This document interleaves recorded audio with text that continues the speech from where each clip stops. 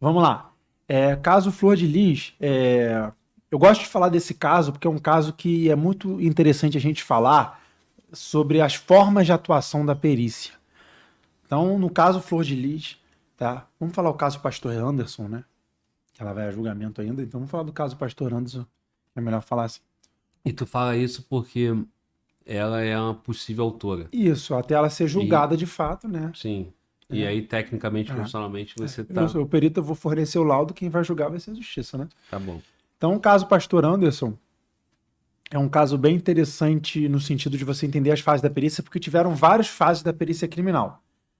A primeira fase da perícia criminal, e conforme eu vou falando, eu vou explicando onde é que eu atuei aqui. Tá? A primeira fase da perícia criminal, no caso do pastor Anderson, foi o dia de fato que aconteceu o crime. Perfeito? Então, assim, aconteceu o crime, foi lá em Niterói, eu não estava de plantão no dia e teve um perito de plantão. Então, ali tem a perícia talvez mais importante de todas, que é a perícia do local do fato. E por que ela é muito importante? Porque posteriormente foram ditos diversos relatos, né? Então, você ter essa perícia bem feita, que materialize o fato de forma correta, é muito importante. E aproveito para deixar aqui, não vou citar nome, é claro, mas aproveito aqui para deixar o excelente trabalho do perito que fez o local, lá do Pastor Anderson. Então, essa primeira fase eu não participei. Posteriormente, né, foi conseguido com a justiça um mandado de busca na casa dela. E esse mandado de busca teve que ter sido acompanhado por um perito criminal, porque foi feito um exame complementar para identificar mais coisas. Aí que eu entrei. Sim. Eu trabalhei no exame, na perícia complementar. A gente estava até falando assim, pô, você aguenta 8 horas de podcast? Acho que a perícia deve ter durado lá umas, por aí, uns 9, 10 horas na casa. E isso foi quanto tempo depois do fato? Depois do ocorrido? Eu acho que algumas semanas depois, né, se eu não me engano. Umas 2 semanas depois, mais ou Tá. menos. Que foi onde teve aquele. Que rolou aquele incêndio, né?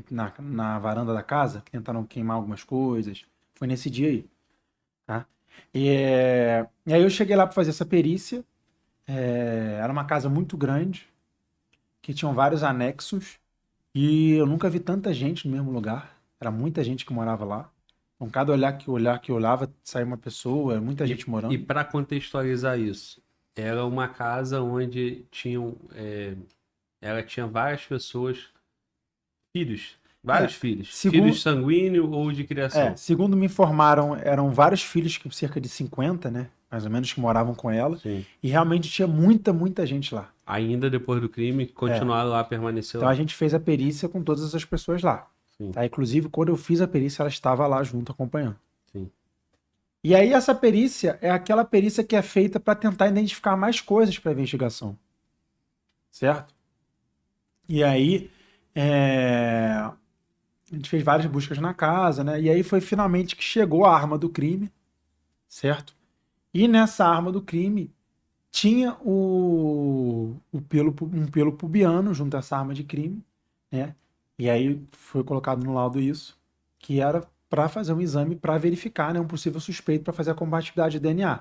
Foi através disso aí que a gente chegou até o autor do fato, certo? Porque ele não usou um coldre para poder fazer Caramba, cara, eu nunca tinha visto isso. Saiu no jornal isso? Saiu, né? Provavelmente eu não saiu, mas eu não sei acompanhei. se foi tão divulgado assim, né? Mas Então, nessa perícia complementar que você participou, isso, através dali, chegou ao autor.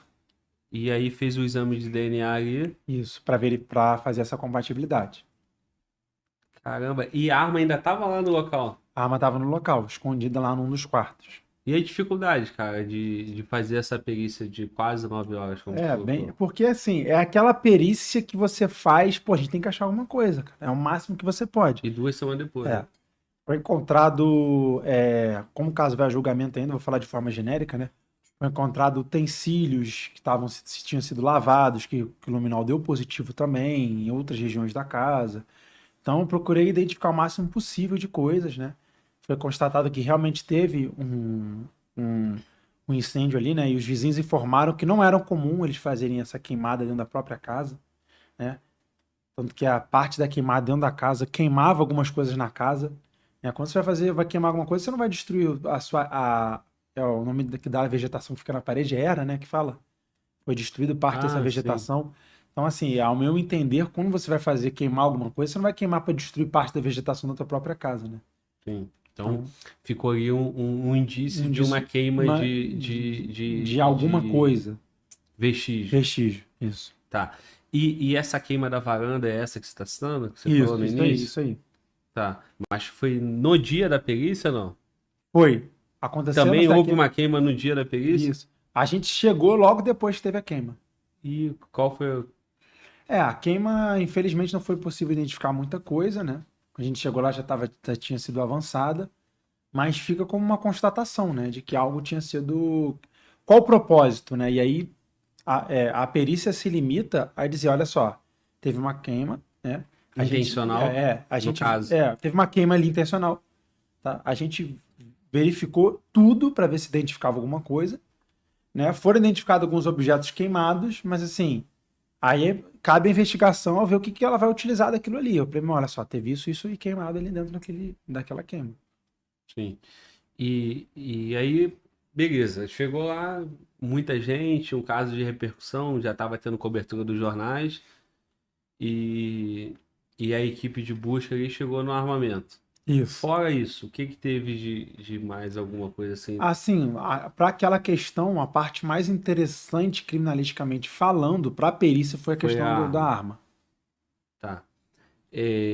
E a primeira perícia que tu citou, que tu até elogiou o colega, você não estava lá presente, mas do que você viu do laudo e tal, o que dá para se colocar ali? Dá para colocar pra gente? Tinha muitas perfurações na região ali pubiana, certo? Mais uma vez eu digo, a perícia não vai dizer que aquilo significa alguma coisa. Só vai dizer, ó, tinha várias perfurações, né? Era acho que mais de 20, se eu não me engano. Na região Isso. do pubis? Isso. E regiões pub e regiões Pubiano, próximas. sim. Né? E o restante do corpo? Aí eu não me recordo de fato, né? Mas o que foi interessante ali? Foi a forma que foi feita a perícia, né? A posição certinha que o perito colocou onde estava a vítima, a posição dos estojos, né? A forma que foi descrita. Então, esse detalhamento inicial foi muito importante. Foi bem técnico, Foi bem técnico. E bem minucioso. Minucioso. Isso aí. E esses tiros concentrados nessa região leva a entender né? que tem Aí fica o questionamento aí, o pessoal que está assistindo. Por que dezenas de tiros naquela região? Ou próximas àquela região? que aí, assim, eu nem sabia disso, tá, cara? Não sabia, de fato. Mas, assim, me dá o entendimento, um assassinato mesmo, com uma vingança, e de repente alguma coisa relacionada à traição. É isso que está sendo falado o que cabe nos jornais. É um dos elementos que cabe à interpretação que levam a isso aí, né?